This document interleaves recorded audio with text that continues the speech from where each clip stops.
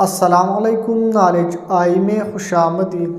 Viewers, آج کا ہمارا ویڈیو آئینی پاکستان 1973 کی آرٹیکل 59 کے حوالے سے ہے۔ دوستو، آئینی پاکستان کا آرٹیکل 59 سینٹ آف پاکستان کے حوالے سے ہے۔ آرٹیکل 59 کا کلاز نمبر 1 کہتا ہے کہ سینٹ 96 اراکین پر مشتمل ہوگا، جن میں سے پارٹ نمبر اے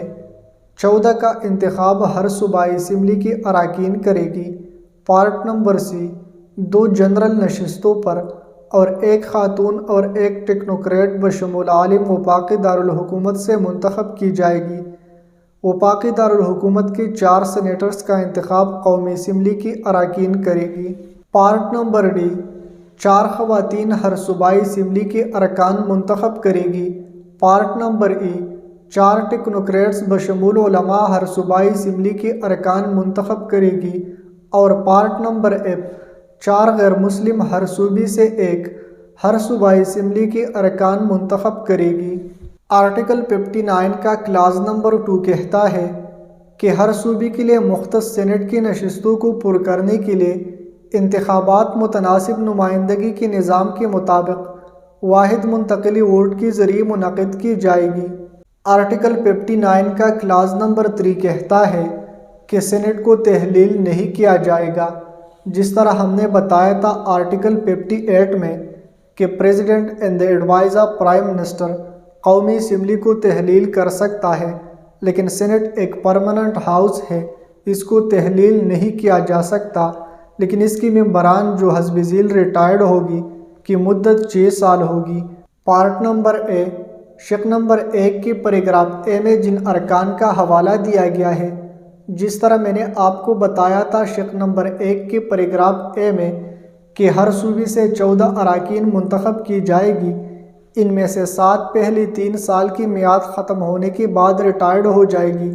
اور 7 اگلی 3 سال کی میعاد ختم ہونے کے بعد ریٹائرڈ ہو جائے گی۔ پارٹ نمبر سی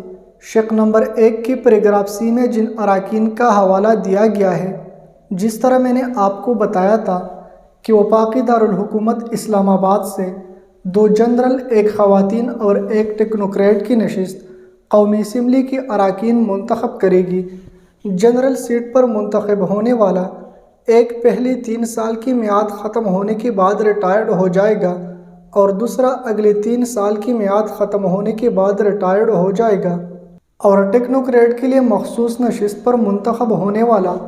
پہلے 3 سال کے بعد ریٹائرڈ ہو جائے گا اور خواتین کے لیے مخصوص نشست پر منتخب ہونے والا اگلے 3 سال کی میعاد ختم ہونے کے بعد ریٹائرڈ ہو جائے گا۔ پارٹ نمبر ڈی مذکورہ شق نمبر 1 کے پیراگراف ڈی میں جن ارکان کا حوالہ دیا گیا ہے،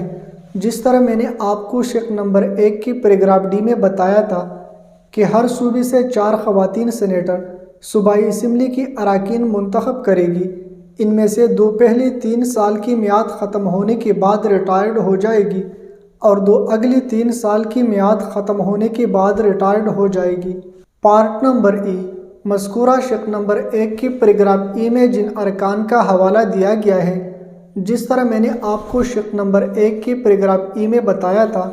کہ ہر صوبے سے 4 ٹیکنوکریٹ کی نشست صوبائی اسمبلی کی اراکین منتخب کرے گی، ان میں سے 2 پہلے 3 سال کی میعاد ختم ہونے کے بعد ریٹائرڈ ہو جائے گی اور 2 اگلی 3 سال کی میعاد ختم ہونے کے بعد ریٹائرڈ ہو جائے گی۔ پارٹ نمبر ایف مذکورہ شق نمبر 1 کے پیراگراف ایف میں جن اراکین کا حوالہ دیا گیا ہے، جس طرح میں نے آپ کو شق نمبر 1 کے پیراگراف ایف میں بتایا ہے کہ 4 نان مسلم کی نشست ہر صوبے سے 1 صوبائی اسمبلی کی اراکین منتخب کرے گی، ان میں سے 2 پہلے 3 سال کی میعاد ختم ہونے کے بعد ریٹائرڈ ہو جائے گی اور 2 اگلی 3 سال کی میعاد ختم ہونے کے بعد ریٹائرڈ ہو جائے گی، بشرط یہ کہ الیکشن کمیشن غیر مسلموں کی نشستوں کی پہلی مدت کے لیے قرعہ دازی کرے گا،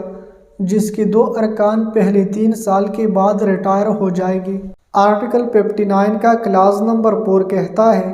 کسی غیر معمولی اسامی کو پر کرنے کے لیے منتخب کی گئی شخص کی مدت ملازمت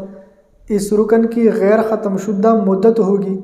جس کی اسامی کو اس نے پر کیا ہے۔ کلاز نمبر 4 کا مطلب یہ ہے اگر سینیٹ کا کوئی سیٹ خالی ہو جائے، خواہ وہ کسی بھی وجہ سے ہو، اور اس پر نیا رکن منتخب ہو جائے،